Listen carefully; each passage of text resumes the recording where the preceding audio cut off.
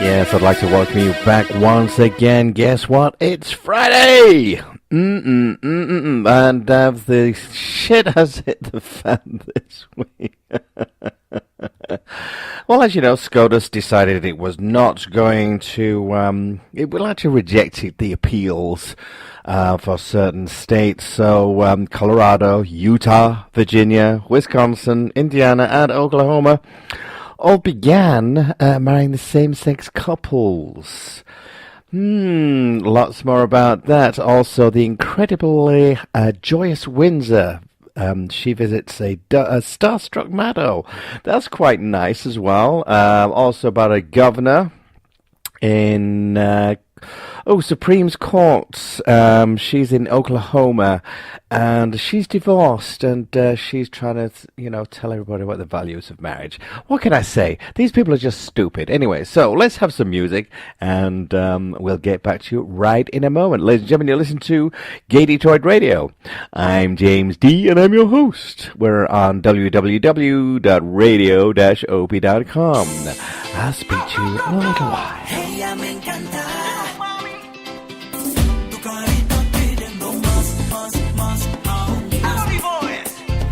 Pasa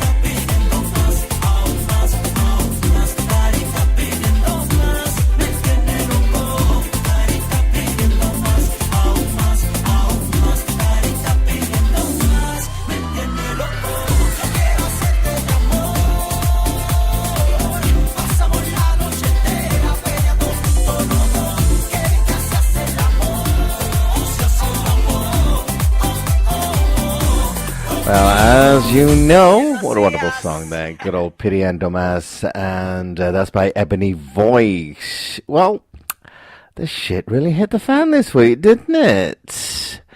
Up to 11 states could actually be legalizing same-sex marriages, or it could be legal. But at the moment, Colorado, Utah, Virginia, Wisconsin, Indiana, Oklahoma, they all began marrying the same-sex couples. Earlier this week, in the U.S. Supreme Court, it rejected 7 pending appeals in lawsuits fighting for marriage bans across the U.S. So, once again, the states, Utah, Oklahoma, Indiana, Virginia, Wisconsin, and there's lots more. Now, what this means is it's quite a lot, really, because since 2013, when the Supreme Court struck down the federal ban on same-sex marriage, lower courts, and even the Supreme Court have followed with their own decisions effectively ending the same-sex marriage ban in several states. As you know, we really still need to repeal DOMA. That's the Defense of Marriage Act. That still needs to be repealed, which I think is going to be done next year. So this time next year, all of this is going to be complete history, and all the shouting and everything, and the fat lady's going to sing, and all these Christian conservatives and the GOP idiots are just going to have to suck it up, Blanche, because it's legal.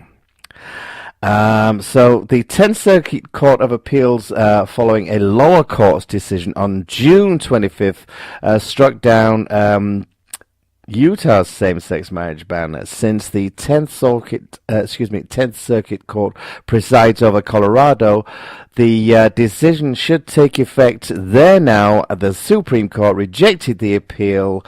So that means in Utah, in Kansas, once again the 10th Circuit Court, in North Carolina, the 4th Circuit Court of Appeals, following a lower decision on July 28th, that struck down Virginia's. That actually now, I think in West Virginia as well, they've just decided to throw the towel in and say, you know what, that's it, we're done.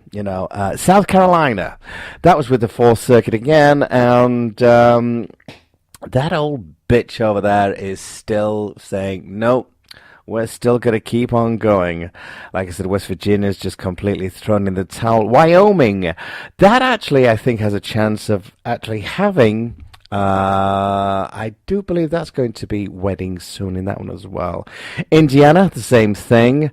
Oklahoma, well, that's good old. And Utah, I mean, of course, Utah, there's some people saying they want to call it a pairage, not a marriage. That's P-A-I.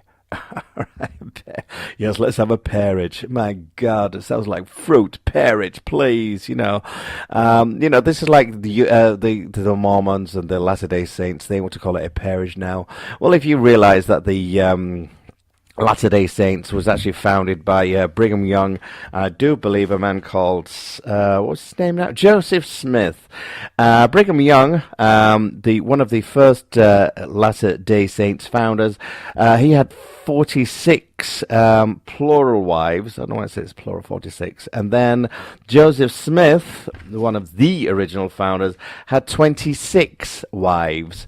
So, it's just... get over it, please. If we're not interfering with your marriages, Then also in Oklahoma, the governor there rails against the Supreme Court's decision, and it's like values on marriage. Well, this nasty bitch, she's divorced. I have nothing against people getting divorced, really, honestly, because if it doesn't work, it doesn't work. But, at least give people the equal rights. You have no right to judge other people when you're a failure in your own marriage. Please. In 1998, Mary Fallin, then the lieutenant governor of Oklahoma, filed for divorce just after her bodyguard resigned from the state highway patrol. Rumors claimed that her and her bodyguard were having an affair. All right, I'm not going on, because you know what? You have no right at all to even include yourself in these arguments. Please. And also Rachel Maddow, she actually had an interview with Edie Windsor earlier on this week, not later this week, earlier on this week. And the lead story of the MSNBC's Rachel Maddow show the other night was obviously the Supreme Court's decision, but also she had one of her guests, Edie Windsor, who actually was one of the main reasons she was the little lady who actually helped strike down the good old Defense of Marriage Act. Well, to make it unconstitutional. It hasn't been repealed as yet. So there's lots to do, lots to say, and do you know what? I think what we can do is, let's have a little bit more music. Later on, we've got a rabbi, and he's a very interesting guy, and I'm going to give you his name a little later. I'm James D, and you're listening to K Detroit Radio.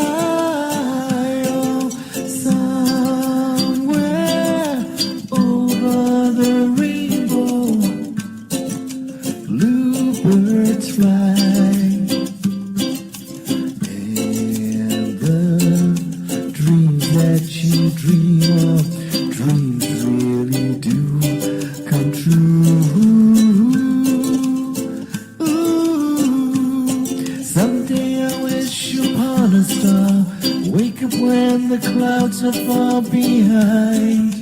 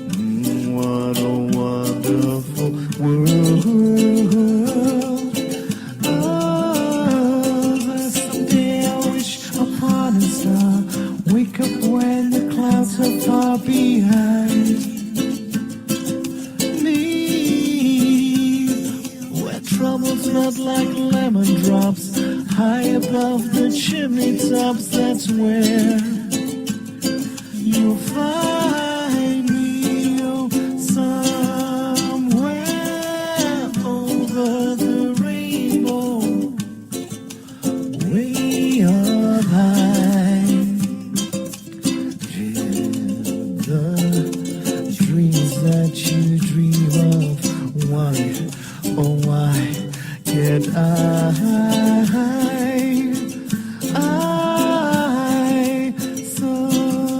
somewhere over the rainbow,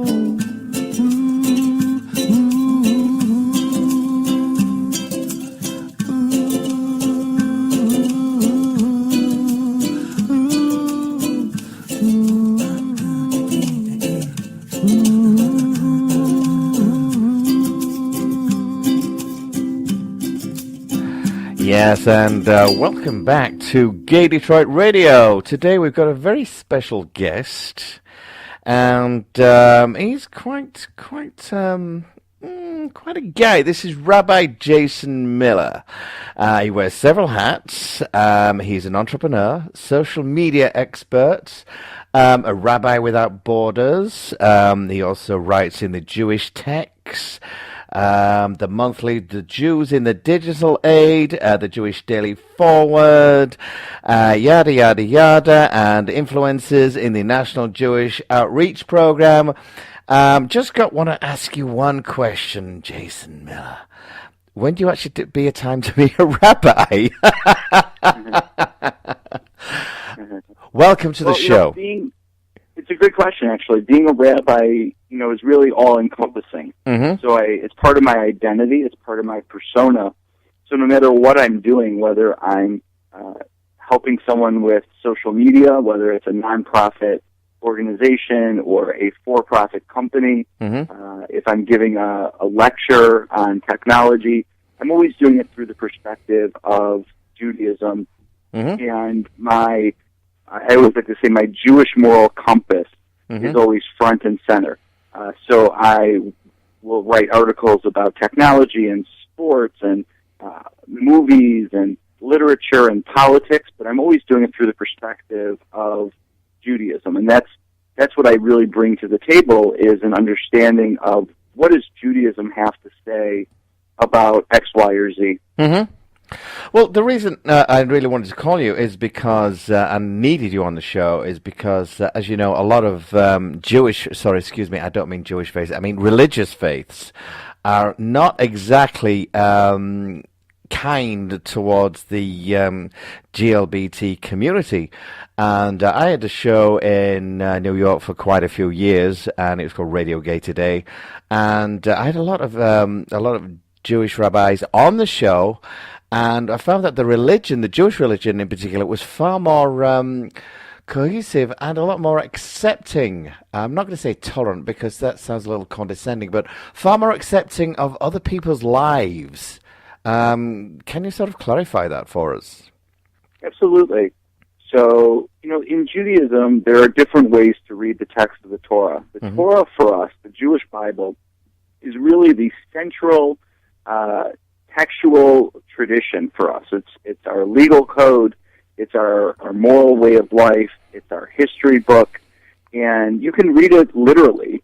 And there is a text in Leviticus, which many of your listeners are familiar with, which, if read literally, is very problematic for our modern sensibilities, knowing what we know about the way humans were created, about the LGBT community, and also about the idea of human dignity. Yeah, is this the part where, man should not lie with man, that sort of thing? Exactly, yeah. A man should lie with a man as he lies with a woman. If you actually put that down, I mean, the thing is, when Leviticus was doing this was actually putting things into, like, property values. This was when a woman really was the property of a man.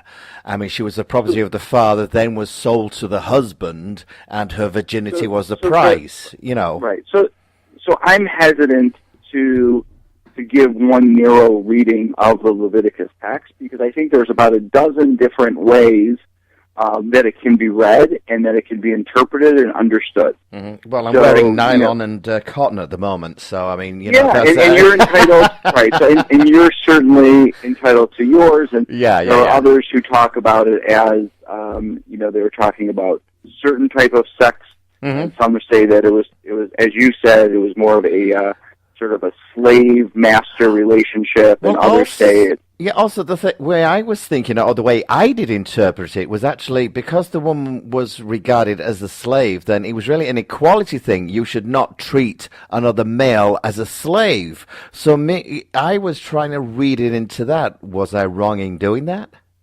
Well, you can certainly read it different ways. Contextually speaking, it's part of a section of forbidden relationships or illicit relationships that talk about such things as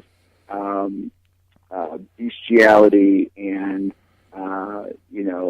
having relations with certain relatives and things like that. Yeah, that's what really gets me is with bestiality, incest, pedophilia, and it all seems to everybody who wants to argue against the LGBT community actually starts to equate that with these, and it puts them all into one section, and I find that really detestable and rather actually immature too. And so that's why there's more. I would say there's more than one way to read a text, and whether we're talking about the Bible or we're talking about Shakespeare. There are different interpretations. And so to read that text contextually or literally, it would be problematic. And we would feel the need to say, from the contextual meaning of the text, it certainly sounds like Judaism is not in favor of homosexual relationships.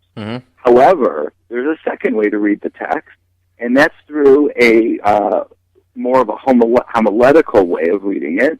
And taking it into its modern idea, and to say, well, we no longer believe that, or in our modern frame of mind, we have the idea of human dignity. And so, we might believe that at a certain time, in a certain place, our ancestors did believe that and did consider homosexual relationships and not the way we think of them, right? In a loving relationship, and two men or two women living together, having a family together, making a family, an extended family, having domestic partner rights, things like that. Yeah, unfortunately, though. Unfortunately, though, with the stereotypical casting of, especially the gay men anyways, like we're just really sluts that sort of just jump into bed with everything and everyone, there's no such thing as, monogamy, mainly because I've been with my guy now for 25 years. A lot of people I know I'm actually a newbie, because they've been like 40, 50, 60 years together. And a lot of people don't equate people of the same sex in long-lasting relationships. And even the rabbis of the Talmud interpreting this text didn't have that frame of reference. Today, in the 21st century, we all know gay people, we all know lesbians, we all understand that we certainly have scientific information and medical information that our ancestors didn't have. And so when we talk about these rabbis, these sages from 1,000 years ago, or from 2,000 years ago, who were trying to make sense of that text, of that verse from Leviticus, they didn't have what we have today.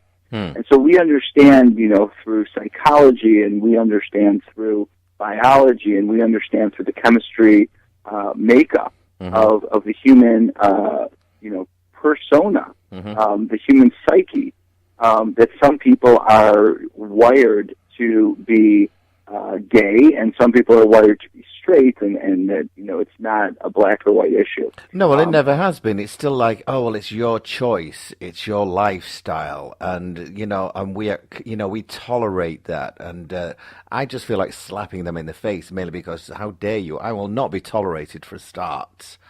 I was put on this earth, and if you want to go into like the technical issues, people say, oh well, man was made in the image of God, so I am man, that sort of thing.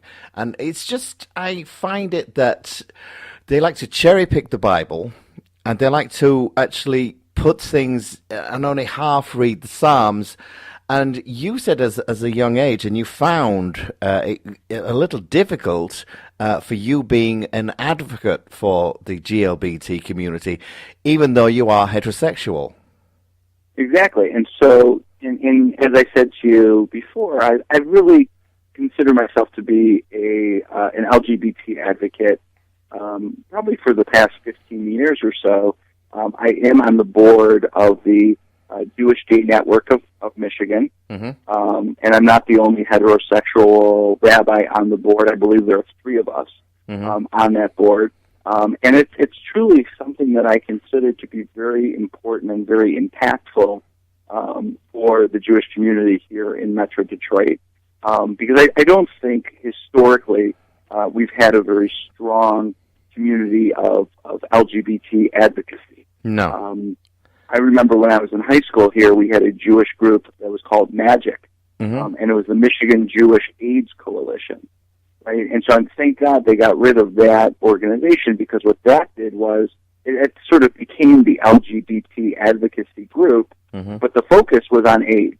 Yeah. And so when we would go and educate high school students and college students about homosexuality in the Jewish community, the focus would be on AIDS, and they would take the AIDS quilt around, and that's ended, and now it's more about education and advocacy and programs and social activities. Actually, and religious activities. The thing with AIDS, though, unfortunately, I mean, it's been around for decades now, and unfortunately, as you know, it's treated as an old man's disease, which is not the case at all now, because our teenagers are actually now, it's becoming pandemic proportions again, because they don't use the condoms. They think, oh well, it's okay because, like I said, old man's disease.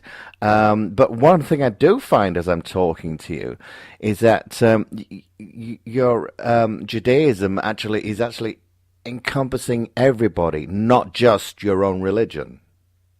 Exactly. Yeah, and that's where the Rabbis Without Borders comes in.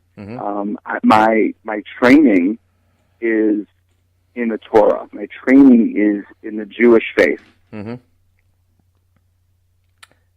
Did I lose you?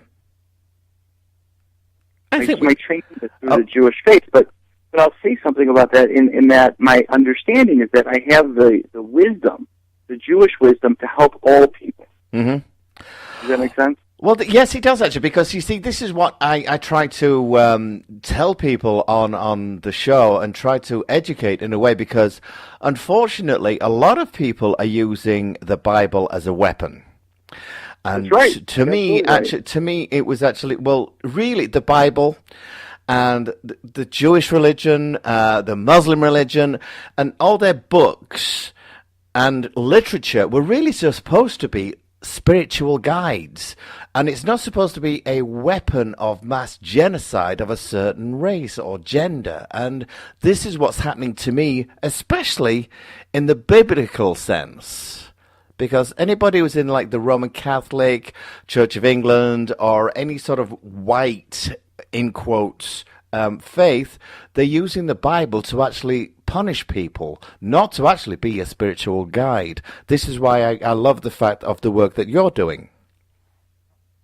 Yeah, and I'll tell you something. In line with that, we just finished the Jewish holiday of Yom Kippur. It's the most important holiday of the entire year. Took place over the weekend from Friday night to Saturday night. Saturday afternoon, the tradition in synagogues all over the world is to actually read those verses from the Torah, from the Bible, that talk about those illicit relationships, including the one from Leviticus that a man shouldn't lie with another man as he lies with a woman because it's an abomination. And many congregations have actually chosen to read an alternative text, feeling that it's too problematic. And I've heard it both ways. I have a friend who's a homosexual rabbi, and he, who is a rabbi who happens to be homosexual, he actually feels that it's important to continue to read that text for educational purposes, even if it makes him cry, even if it makes him just shake with frustration and anger. Yeah, The congregation where I'm a rabbi, this was the first year actually that we made the decision not to read those verses from Leviticus and to read the alternative reading. Part of the reason was we felt it was inappropriate. We have children, teenagers who read those verses, who are in synagogue during that time on the afternoon of Yom Kippur, and we felt we could certainly make the decision to read the alternative verses. But also, as well, maybe you can actually educate me as well, is because apparently, the Old Testament really became null and void with the arrival of Jesus, and then the New Testament became. So why is everything... That's not what we believe in Judaism. No, I'm just saying, but this is what happens in the Bible. So why are they using like the Old Testament, which is really now null and void?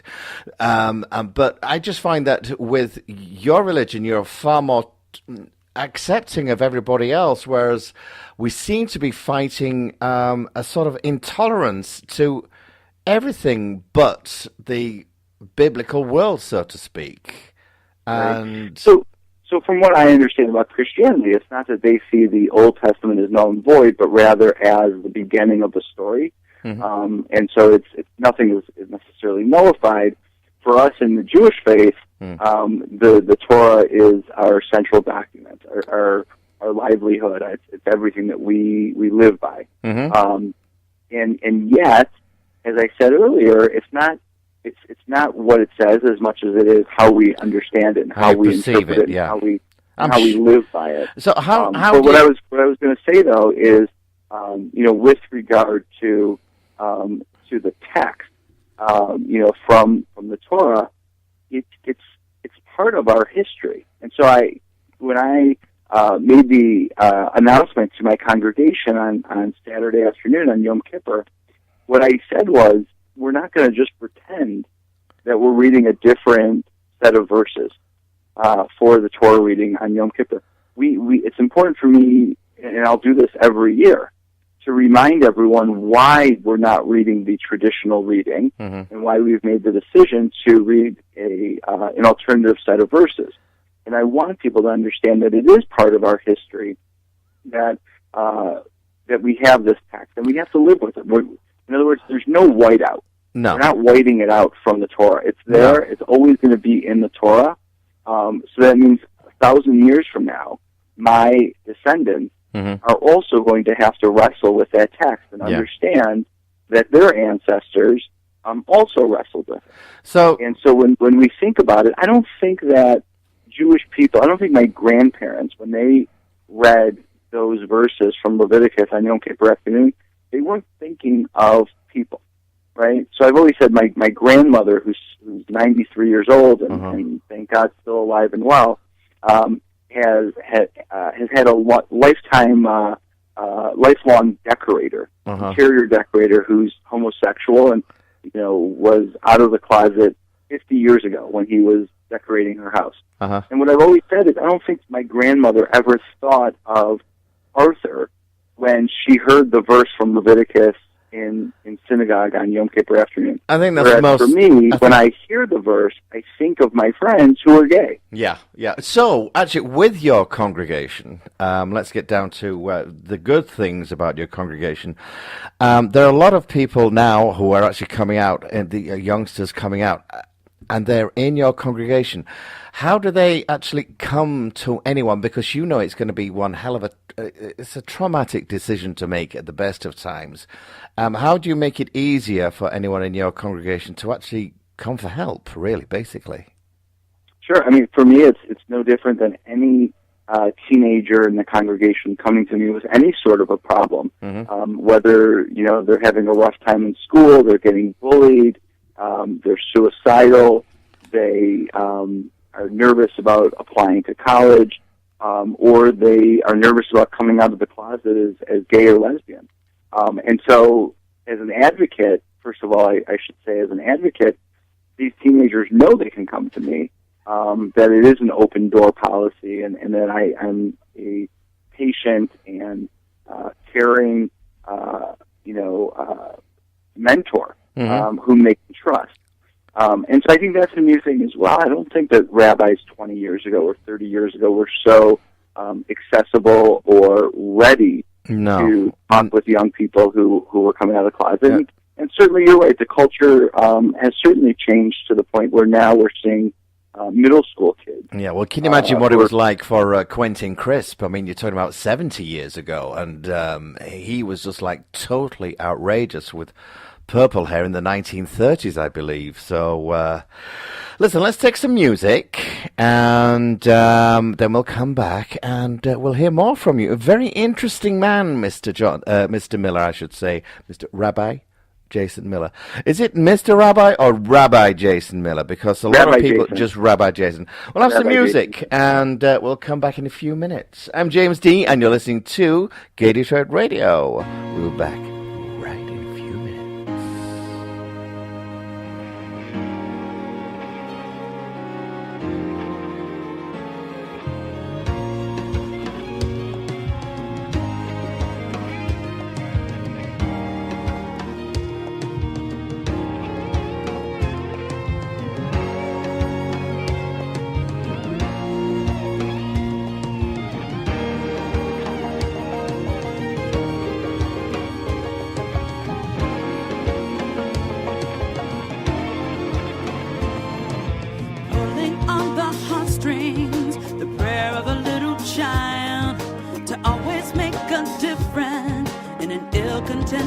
Time. We notice the complacency of a world too blind to see that fierce distraction numbs us from a birthright of equality. We're sounding out the call, a call for justice for all there's just us to do it. Come on, come on, come on, come on, come on, come on, come on. So let's get to it.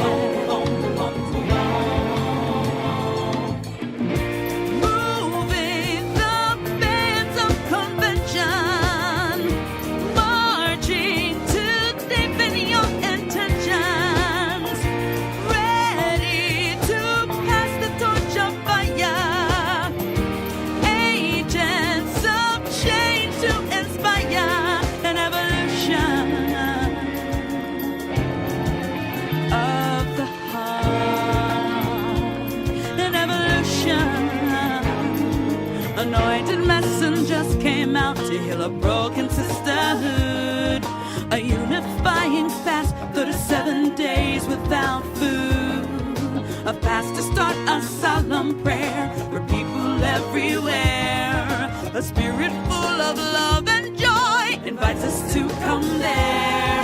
A prayer for you and me. Find the she in your humanity. From discrimination, awaken the nation. Moving the bands of convention, marching to deepen your intentions.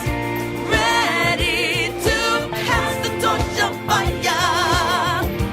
Agents of change to inspire.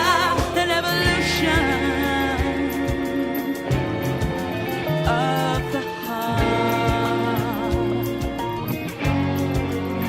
Find your humanity, a conscience in your spirituality. Hey, yeah. Moving the bands of convention, marching to deepen your intentions. Ready to pass the torch of fire. Agents of change to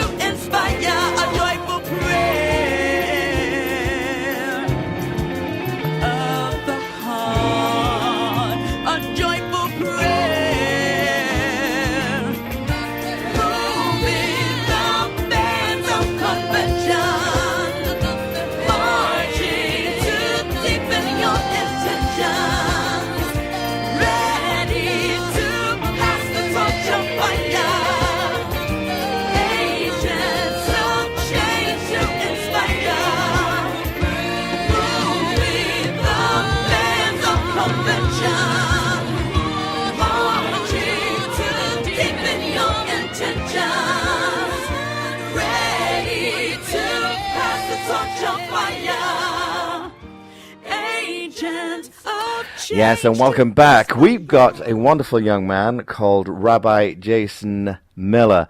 He's actually very big in Detroit. He does lots and lots of people. He's been telling us about all the different things in the Jewish faith and how accepting they are. And to me, they seem to be a more accepting religion than most. But then again, it does have its problems because sometimes the written word, like you said, has to be, I would think, more redirected, really, to read it properly, do you think? Right. So, it's part of our tradition, as I said, to have the Torah. And there are certain things in the Torah that I think it's acceptable for us to be embarrassed about, or for us to feel the need to try to explain, not always to explain the way, but to try and explain why it's there, put it into historical context, and to try and understand how we can understand it today, how we live with it. There are a lot of things in the Torah that are really no longer applicable to our lifestyle today, and yet we still follow them.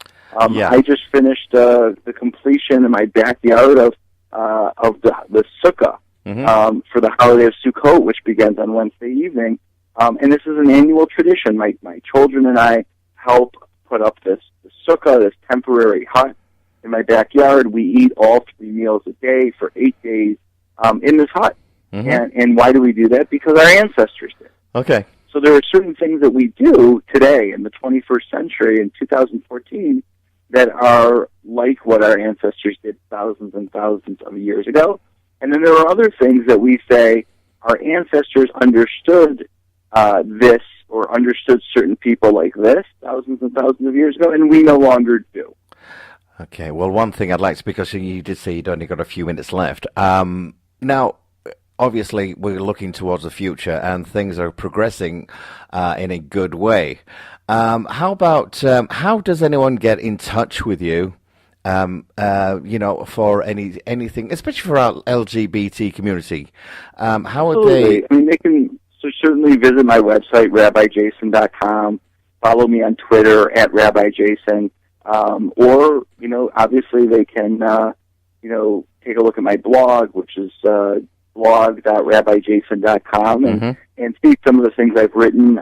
Like I said, I'm a proud LGBT advocate. I will mention I went to rabbinical school at the Jewish Theological Seminary in New York City, in Manhattan.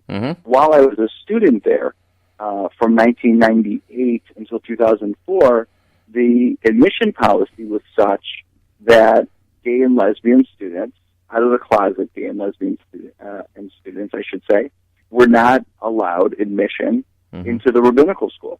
Wow. And that was obviously a problem for me and for many of my classmates, because we felt that just because someone is an out-of-the-closet gay or lesbian doesn't mean that they wouldn't make a wonderful rabbi in the conservative movement of Judaism. And so, we worked very hard as advocates within the institution, within the Jewish Theological Seminary, to try to get that admission policy changed.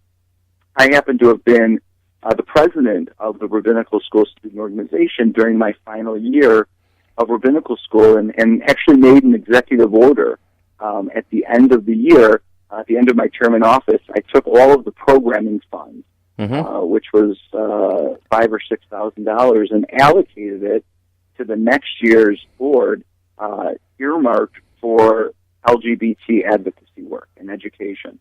And so, the turning point was in December 2006. So only 2 years after I graduated, the decision was made to open the doors of the Jewish Theological Seminary to out-of-the-closet gay and lesbian students, which was a wonderful sea change for the conservative movement of Judaism. Thank you. That means that today, gay and lesbian rabbis are being ordained at JTS. And I feel as though, our advocacy positions, our advocacy work really had something to do with that decision. Thank you. Jason, absolutely wonderful and absolutely interesting. And you actually finished on a great topic. You're just showing that at least one religion is moving forward. And thank you once again. I'd love to talk to you once again whenever you get the time. Ladies and gentlemen, Rabbi Jason Miller, you know how to contact him. I will actually give you his website in the next section.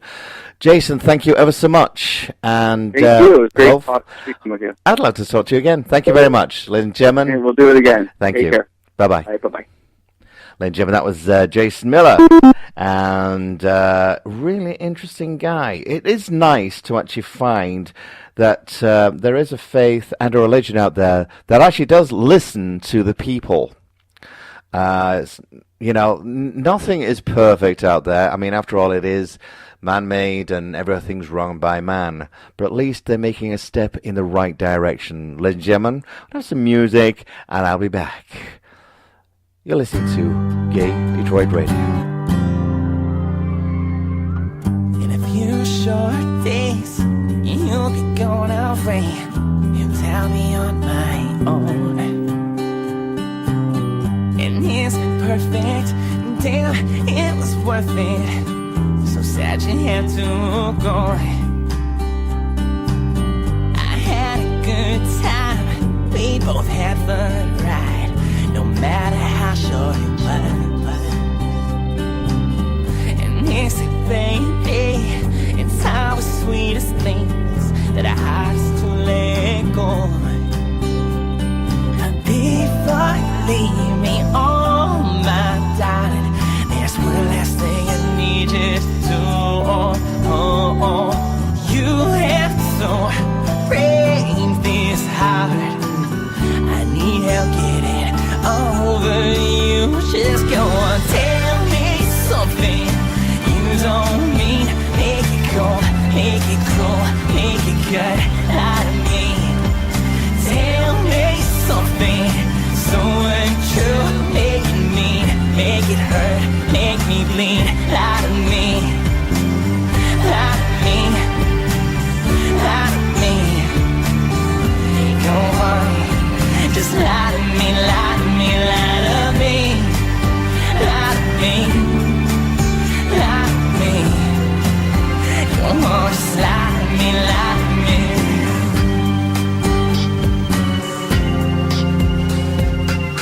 By the time you hear this, you'll be in Chicago, so far away from here. And you'll be doing fine with a brand new life. Me in New York, in your rearview mirror. Has to be right here, feeling worse for wear, and wondering when I'll stop breathing. Oh, heartbreaking kid, but I wish it could. Cause when you're gone, what's the point in living? All before you pick up the phone, the guy you stay, I wish I was there. Oh, don't tell me you miss me, baby. We both know that's not what I need to hear. Just go on, tell me something you don't mean. Make it cold, make it cruel, make it good out of me. Tell me something so untrue. Make it mean, make it hurt, make me bleed out of me, out of me, out of me.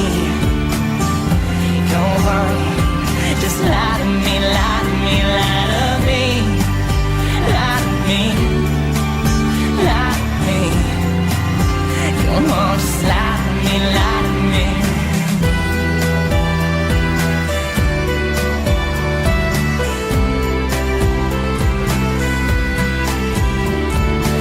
Every step I take is a heartbreak, heartbreak, heartbreak, heartbreak, heartbreak. Every step I take is a heartbreak, heartbreak, heartbreak, heartbreak, heartbreak. Tell me something you don't mean. Make it cold, make it cruel, make it good, lie to me.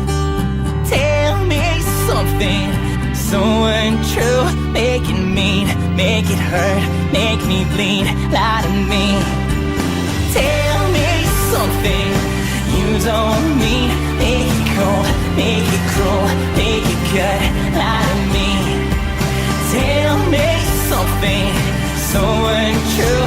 Make it mean, make it hurt, make me bleed. Lie to me, lie to me, lie to me.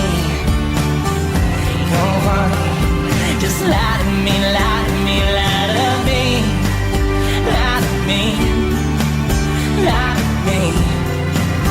Come on, just lie to me, lie to me.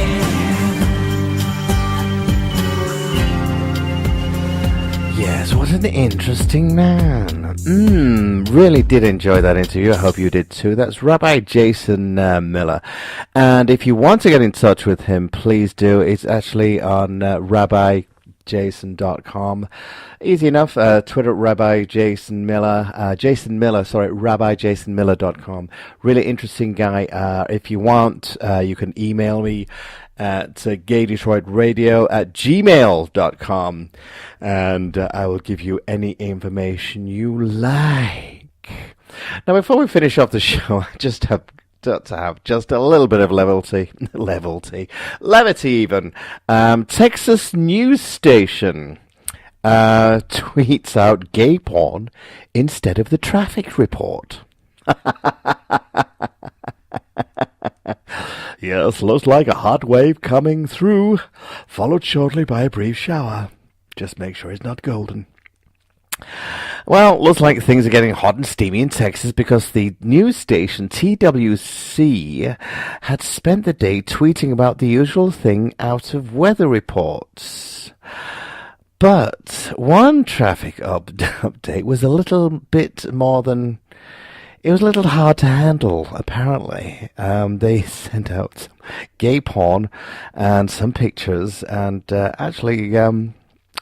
yes, and I've got the deleted version, or the fuzzed out version, and there's legs akimbo and a little massaging, and yes, well, that's your weekly massage update from Texas. Well, we're nearly out of time on the show. Unfortunately, now all these stays are coming in. Las Vegas County, it was on, then it was off, and then 6 hours later, it came back on again, and now the Las Vegas County clerk has put the same-sex marriage licenses on hold. Now, how the county clerk can do this, I have no idea. This is just totally ridiculous. And also in Idaho, good old Larry Craig country with his wide stands, very expensive wide stands. They've halted the old marriages in Idaho as well. And in Salt Lake City, Utah, you could actually get married, but the Social Security offices are still denying same-sex couples benefits.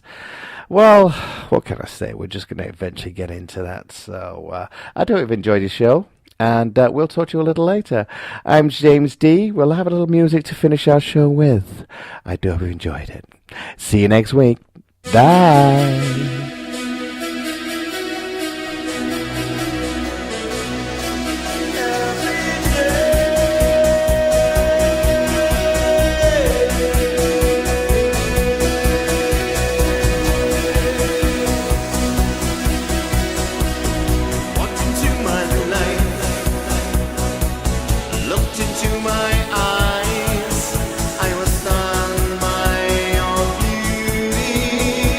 Yeah.